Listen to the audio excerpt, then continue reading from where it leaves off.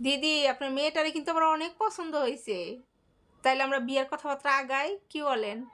ঠিক আছে দিদি। আমরা কিন্তু কোনো প্রকার যৌতুক নিব না, একদমই না। আমরা যৌতুকের পক্ষে একদমই না।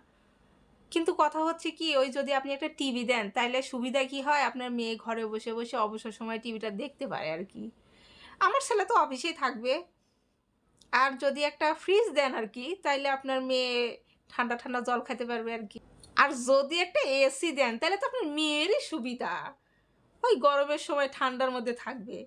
বোঝেনই তো এখনকার যে যুগ জামানা, সবাই ঠান্ডা হাওয়া খাইতে পছন্দ করে। আপনার মেয়ের জন্য বলতেছি আরকি।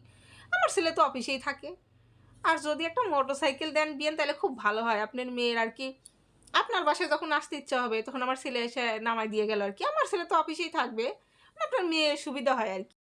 জি দিদি, বুঝতে পারছি। সব সুবিধা তো আমার মেয়ের জন্যেই। আপনার ছেলে তো অফিসেই থাকবে। তা আপনার ছেলে যখন অফিসেই থাকবে তখন আমার মেয়েরে নিয়ে যার কি করবেন বলেন?